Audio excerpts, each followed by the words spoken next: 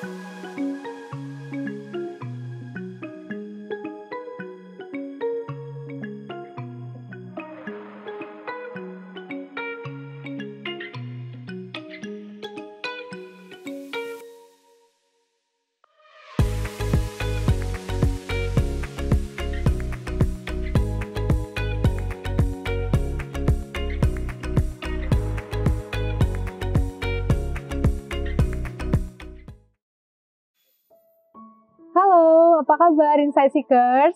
Semoga kita semua dalam keadaan sehat-sehat ya. Kali ini Insight Seekers, Jesuit Insight akan mengajak kita untuk jalan-jalan ke sisi utara kota Jogja. Bersama saya, Felicia Yura di sini. Oke, Insight Seekers, kali ini saya akan mengajak teman-teman Insight Seekers buat ke daerah Kaliurang. Di sini ada sebuah situs budaya namanya Omah Petro. Nah, di Omah Petro ini ada yang spesial Insight Seekers. Di sini kita bisa menemukan banyak karya seni, terutama nih khususnya nih banyak sekali karya seni patung di sini. Salah satu yang paling legendaris adalah patung yang ada di belakang saya ini. Nah, patungnya adalah patung Mbok Turah. Nah, untuk mengulik tentang patung Mbok Turah dan Omah Petro ini, saya nggak sendirian di sini Insight Seekers. Kali ini saya ditemani dengan seorang Romo yang juga sekaligus penulis karya sastra. Penasaran siapa Romonya? Langsung saja kita sapa. Selamat pagi Romo Sindunata. Selamat pagi, selamat siang ya. Oh iya, selamat siang Romo. Sehat Romo? Sehat-sehat ya. Iya. Romo, boleh kenalan dikit nih Romo sama teman-teman Insight Seekers. Mungkin Romo asalnya dari mana, kemudian saat ini tinggal di mana, dan kesibukannya apa Romo? Saya Romo Sindu, ya, saya asalnya dari Kota Batu di Malang, Jawa Timur. Ya. Jadi saya arek Jawa Timur dan sudah lama tinggal bersama para frater di Kolese Ignatius. Nah, pekerjaan saya yang utama adalah di majalah-majalah Serikat Yesus, yaitu Basis, Utusan, dan Rohani, serta Kerasulan Doa. Dan yang selalu saya kerjakan, saya seorang wartawan, dulu saya bekerja di Kompas, dan sampai sekarang juga masih banyak menulis untuk Kompas, menulis apa saja, termasuk sepak bola. Tapi pekerjaan saya yang utama memang di samping itu tadi adalah menulis, gitu. Jadi bagian dari hidup saya ini menulis, karena itu ada beberapa karya novel, sastra, puisi yang juga saya tulis. Itu kurang lebih aktivitas saya. Nah, luar biasa sekali ya, ternyata Romo Sindu ini tidak cuma menulis tapi juga wartawan nih teman-teman. Oke Romo, kita langsung beralih nih ke Omah Petro ini. Saya tuh baru 2 kali ini Romo ke Omah Petro, dan di sini saya merasakan suasana yang tenang, nyaman gitu. Romo boleh nggak sih diceritain sejarahnya, mungkin sejarah singkat dari Omah Petro sendiri, lalu Omah Petro ini sudah ada di Jogja atau berdiri sejak tahun berapa? Iya. Lalu bagaimana gitu Romo? Jadi Omah Petro ini adalah bagian dari karya kami, karya majalah. Jadi karya majalah itu berada di sebuah yayasan yang bernama Yayasan Basis. Dan Omah Petro ini adalah semacam ruang publik dari Yayasan Basis, berarti juga ruang publik bagi ketiga majalah kita ini. Okay. Dan Kerasulan Doa tentu saja. Nah, dulu cita-cita kami hanya sederhana ini menjadi tempat menyepi untuk menulis gitu ya. Belum jadi seperti ini karena para pendahulu kami ini adalah orang-orang besar yang menulis semua. Tapi lama-kelamaan karena saya banyak bergaul dengan seniman, ini tanpa kita rencana menjadi tempat seperti ini. Jadi banyak teman-teman seniman menyumbangkan pikiran, karyanya ya. Lalu kita sama sekali tidak merencana menjadi tempat seperti ini, tapi karena begitu banyak yang berpartisipasi dari bawah, terus menjadi Omah Petro ini. Jadi di sini ada residensinya, lalu tempat aktivitas budaya seperti Anda lihat ada candi, ada galeri, ada tempat untuk sarasehan dan sebagainya. Tetapi yang penting bahwa kita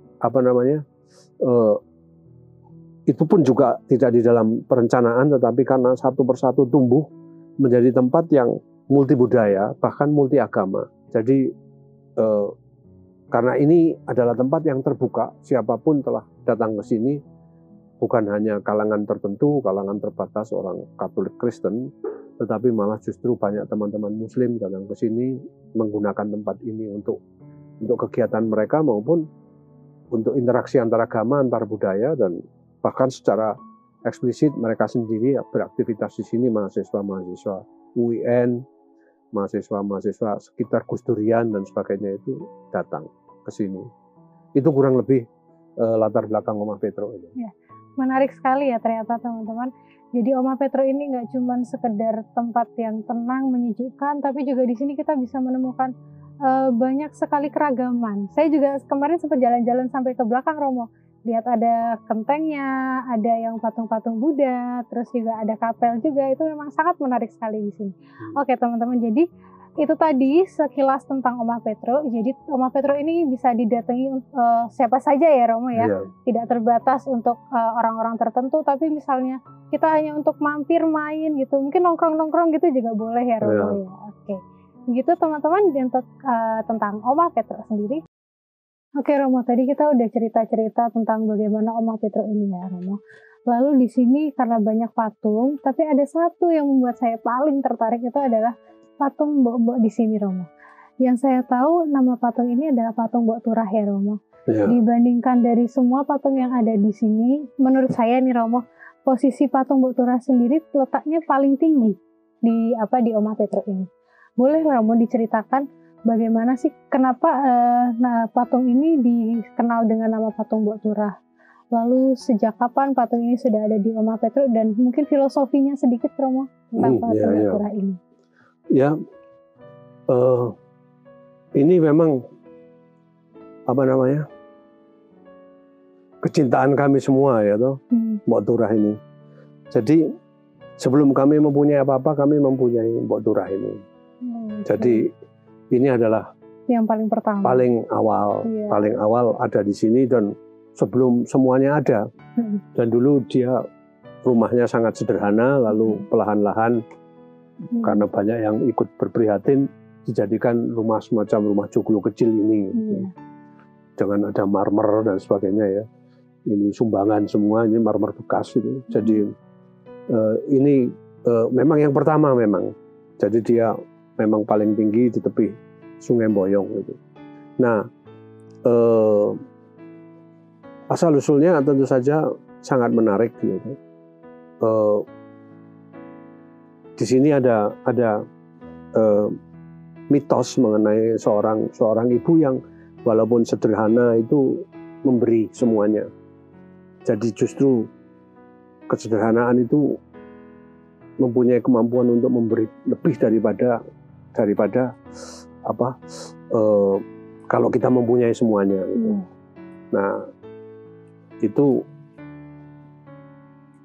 yang saya asosiasikan dengan nama Turah itu lebih, tetapi tidak berarti berlebihan gitu ya. Selalu walaupun memberi tapi lebih gitu. Nah itu satu. Tetapi kaitannya kurang lebih begini. Saya sebenarnya tempat ini tak terpisah dari pengalaman saya juga waktu saya menjadi pastor di Pakem pada waktu saya masih awal. Tabisan saya 83, 86 saya pastor di sana. Kalian mungkin belum lahir malah. Iya, belum. Saya belum, Romo. Ya, itu saya selalu terobsesi untuk membuat bagaimana ada Maria yang Jawa begitu.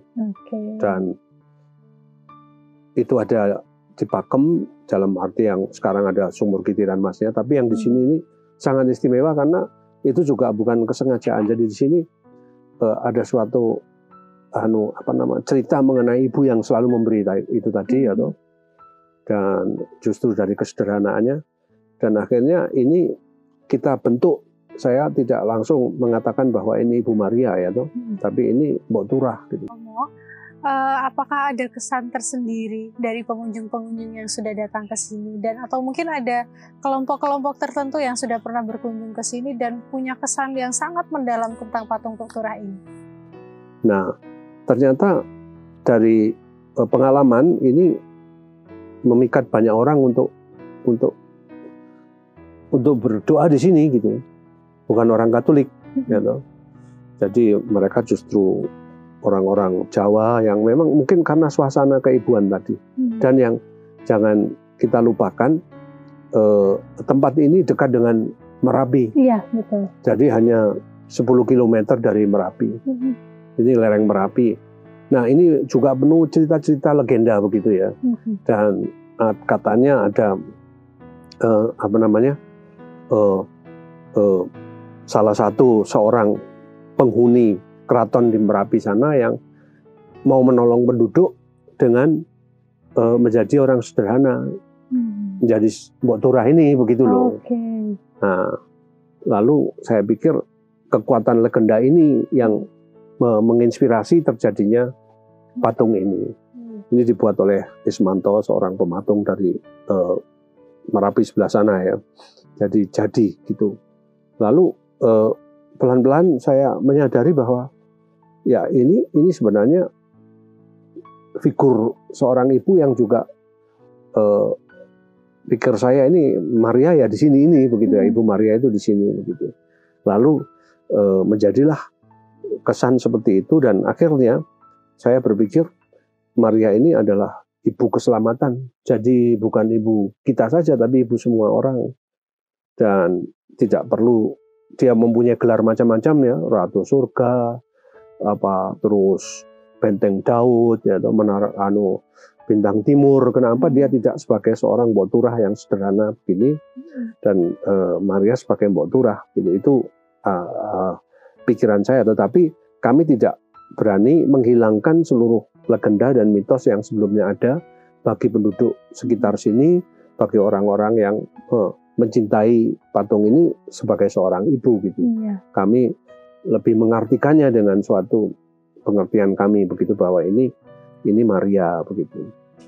Nah, kurang lebih itu. Jadi Maria ini juga orang yang seorang ibu yang sederhana, seperti kalau kita dalam gambaran saya malahan sekarang banyak diceritakan waktu dia menerima kabar gembira itu tidak berarti seperti yang dilukiskan di gaya barat, malaikat datang dengan kemewahannya, tapi dia sedang menyapu rumah, dia sedang di dapur, malah ada yang menggambarkan dia sedang ngepel ya tuh, membersihkan rumah lah. Malaikat itu datang menyapa dia karena memang Yesus akan menjadi orang sederhana kan. Nah, menjadi semacam ini itu kira-kira tetapi yang akhirnya datang ke sini itu bukan hanya orang Katolik ya toh, malah kebanyakan justru orang-orang kejawen, orang-orang yang membutuhkan sebenarnya figur ibu gitu. Romo, apa yang menginspirasi Romo untuk memaknai sosok Mbok Turah ini sebagai gambaran dari ibu yang melindungi anak-anak yang terbuang? Dan ini pengalaman saya pribadi bahwa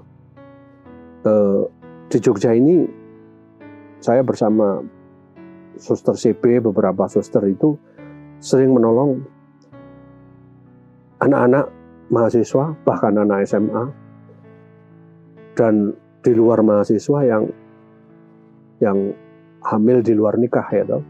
Banyak sekali di Jogja ini.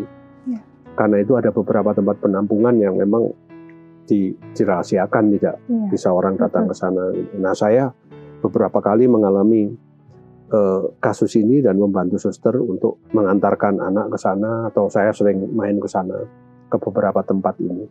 Nah, saya pikir begini, saya sungguh mengalaminya sendiri. Anak-anak ini umumnya tidak dimauin oleh orang tuanya. Baik si ibunya, apalagi bapaknya ngacir, sudah bapaknya pergi, ibunya yang menderita, belum lagi nenek maupun kakeknya yang sama sekali tidak mengakui. Jadi anak yang terbuang, pasti sudah. Itu dengan mudah kita mendapatkannya. Lalu kalau tidak, anak juga yang tidak dikehendaki akhirnya digugurkan. Banyak yang menggugurkan itu, banyak sekali di sini. Itu yang terjadi. Nah, pertanyaan saya ini, kemana anak-anak ini gitu? Siapa yang melindungi anak-anak ini? Gitu? Nah, dalam pikiran saya, siapa lagi yang melindungi kalau bukan Bunda Maria ya? Nah, kebetulan Paus Yohanes Paulus kedua itu juga mengatakan Maria ini adalah bunda anak-anak yang terbuang gitu. Nah, kok pas gitu loh dari pengalaman ini. Lalu saya pikir ini juga ibu yang mau melindungi itu semuanya. Dan memang katanya sekali lagi, kenapa itu saya pas begitu saya di sini, karena menurut kepercayaan orang Jawa, di sini ini juga banyak anak-anak yang tidak kelihatan itu tadi, yang begitu itu gitu ya. Lalu saya pikir pas begitu loh. Jadi memang jangan dipikir berarti mitos, tapi mereka pun percaya bahwa anak-anak itu perlu perlindungan begitulah. Dan Mbok Turah ini yang melindungi menurut dia. Nah, pas sebagai Maria bunda yang terbuang tadi, menurut saya adalah Mbok Turah ini tadi yang melindungi anak-anak. Maka di situ kalau kamu lihat itu ada beberapa anak-anak yang palung bayi.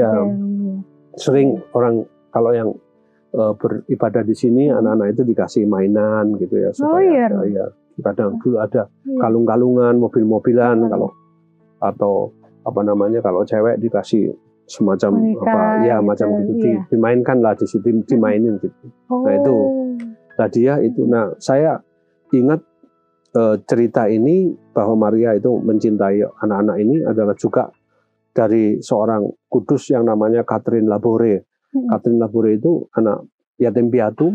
Setelah ayahnya meninggal, ibunya meninggal, dia masih umur 10 tahun itu, dia naik ke kursi lalu memeluk Maria.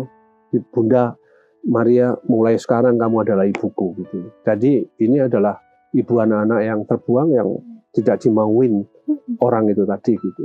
Jadi di samping dia adalah ibu yang berlebih di dalam kasih, juga melindungi anak-anak yang dan memang beberapa kali itu terjadi. Jadi saya pernah mengalami sendiri. Kalau dulu anak-anak STC itu kesini lalu diberi renungan tentang itu loh. Jadi jangan seenaknya kalian bergaul bebas tapi tidak menyadari akibatnya apa. Bagaimana nasib yang kalian ini gitu. Nah, lalu mereka mulai sadar dan juga supaya mereka tidak seenaknya gitu ya. Nah, itu sering diberi renungan tentang ini. Lalu juga supaya mereka berdamai dengan ibu. Nah, kalau kelihatannya di sini mempunyai aura itu, kalau mereka mempunyai konflik dengan ibu, biar bagaimanapun ibu itu adalah ibu. Seperti Maria itu ya pelindung kita, lalu di sini mendapat suasana itu. Gitu. Jadi mereka termotivasi untuk berdamai lagi dengan ibunya, tapi juga menyadari bahaya itu tadi. Gitu. Itu aspek lain dari keistimewaan dari Ibu Maria di sini. Dan ya menjadi pelindung anak-anak yang terbuang, bukan hanya yang sekarang menjadi yatim piatu di tempat asuhan atau diadopsi, tetapi juga yang sudah digugurkan kan. Mereka kan kita harus pro life kata Paus itu, bahwa kita maka itu juga ya kita di sini gitu. Maka pernah ada seorang yang saya pernah antar ke sini, cerita saya mengalami betul, dia tiba-tiba menangis karena apa saya tanya gitu. Saya merasa bersalah Romo setelah melihat ibu ini bahwa saya membantu uang 3 juta untuk teman saya yang menggugurkan gitu. Jadi itu setelah melihat itu anak-anak ini bagaimana? Luar biasa sekali ya Romo. Saya kebetulan saya juga perempuan, jadi kayak wah ternyata dalam sekali maknanya buat turah ini. Romo, saya boleh minta sedikit mungkin quote atau mungkin pesan untuk teman-teman Insight Seekers yang muda-muda. Seperti tadi yang Romo sampaikan di sini, biasanya untuk teman-teman yang di stage mereka supaya menjaga diri mereka, menghargai ibu, menghargai bagaimana pergaulan mereka. Mama boleh kasih sedikit pesan untuk teman-teman Insight Seekers yang di rumah supaya mereka juga bisa terasa kesan dari Mbok Turah ini sampai ke rumah, sampai ke hati mereka. Ya, saya hanya berpesan bahwa sebenarnya tidak hanya ibu ya, tapi orang tua, tapi lebih-lebih ibu itu adalah segala-galanya. Gitu. Kalau kita mencintai ibu, betapapun kita mempunyai konflik apapun, itu pasti akan membawa banyak berkah bagi hidup kita. Dan tidak banyak kesempatan mencintai ibu itu. Nanti kalau kalian sudah bekerja, sudah berkeluarga, yang kalian urus anak kalian, suami kalian, pekerjaan kalian, ibu itu tidak. Nah, tiba-tiba dia sudah menjadi tua sendiri dan meninggal. Dan kita akan tahu bahwa betapa sedikit kesempatan kita untuk mencintai ibu. Dan itu umumnya ya ketika kita bersama dengan ibu, tidak sesudahnya. Kalau itu bersama ibu, nanti kita tidak akan kecewa begitu. Nah, itulah yang terjadi ya. Bahkan Yesus pun juga harus berpisah dengan Bunda Maria ya. Setelah dia harus pergi, itu juga akan terjadi dan Maria betapa sendiri gitu ya. Maka saya pikir itu yang pokok. Bagaimana biar bagaimanapun ibu ini adalah ibu, dan mungkin karena itu di tempat ini orang tiba-tiba menemukan kembali ibu yang sudah lama hilang dari batinnya begitu. Itu saya kira yang pokok. Dan yang kedua tentu saja ya, sejauh menyangkut Maria sebagai bunda anak-anak yang terbuang ini, berhati-hatilah karena itu bisa setiap hari terjadi, lebih-lebih di kota seperti Yogyakarta ini atau banyak tempat juga ya, tapi lebih-lebih di sini itu memang dengan suasana yang begitu bebas, kita tiba-tiba bisa membuat begitu banyak anak-anak terlantar dan kita tidak sadar siapa akhirnya yang memelihara itu. Itu kurang lebih. Terima kasih Romo, saya juga jadi tersentuh ini mendengar pesan dari Romo. Jadi kangen sama ibu saya di rumah. Oke Romo, sebelum kita tutup nih acara pada siang hari ini, saya ada sedikit bocoran ini Romo, dari frater-frater Yesuit Romo. Katanya Romo kalau malam ini suka muter-muter Kolsani Romo sambil bawa rosario. Itu ada apa Romo sebenarnya? Ini bocoran nih Romo dari frater-frater Yesuit. Nanti kalau mau dimarahin boleh Romo. Soalnya bocorin ke saya Romo. Oh iya. Enggak ya saya terkesan justru sebagai Romo ya, apalagi Romo Yesuit itu kadang-kadang lupa akan apa yang paling sederhana yang hidup dalam umat itu. Nah, umat ini senjata pusakanya yang paling ada di tangan mereka itu rosario, dan mereka rajin sekali mendoakan rosario. Kebanyakan. Romo-romonya mungkin tidak ya. Nah, ini di Pakem itu saya belajar mulai ketika saya di Pakem itu betapa doa rosario ini walaupun sangat sederhana ya, memaksa kita untuk betul-betul bersentuhan dengan Tuhan lewat perantaraan Bunda Maria yang memang kalau kita mencintai dia, ya kita akan mencintai putranya begitu ya. Nah, itu saya praktekkan sebagai semacam ini, daripada kadang tidak berdoa, lebih baik berdoa. Walaupun hanya rosario begitu, betul. Dan itu paling mudah sudah pokoknya kita ini. Nah, sekarang kalau saya tidak keliru, jangan-jangan hoax itu, tapi baru saya baca hari ini, selama bulan Mei ini Paus meminta yang ini untuk kita betul-betul rajin mendoakan doa rosario, dan di tempat-tempat ibadat Maria itu akan menjadi pusat di mana kita betul-betul minta supaya pandemi ini berlalu dan kita. Nah, saya pikir hanya itu, jadi karena menjadi kebiasaan saja, lalu ya bukan soal menyenangkan atau tidak, tapi seperti spontan begitu aja. Dan itu membantu kehidupan rohani. Ketika kita sibuk macam-macam itu, paling tidak mau tidur itu sudah ada sesuatu yang saya bawa begitu. Bisa jadi saat untuk khusus, waktu untuk Tuhan gitu, walaupun hanya sebentar gitu ya Romo ya. Oke Romo, sampai di sini dulu mungkin kita bincang-bincang pada hari ini untuk sobat-sobat Insight Seekers. Jadi mungkin bisa saya tarik kesimpulan dulu ya Romo. Patung Mbok Turah ini bukan saja sekedar patung biasa yang diletakkan di Oma Petruk, tapi juga memiliki makna yang sangat dalam, khususnya mengenai sosok seorang ibu yang melindungi, yang memberi ketenangan, memberi kedamaian begitu.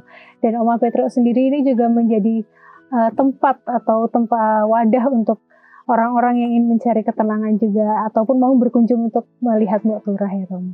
Oke, Sobat Insight Seeker, terima kasih banyak sudah menyaksikan acara pada siang hari ini. Saya Felicia Yura mengucapkan terima kasih dan mohon maaf atas kurangnya dalam acara ini. Bersama Romo Sindinata, terima kasih juga Romo sudah mengisi di acara pada hari ini. Sampai ketemu di kesempatan berikutnya.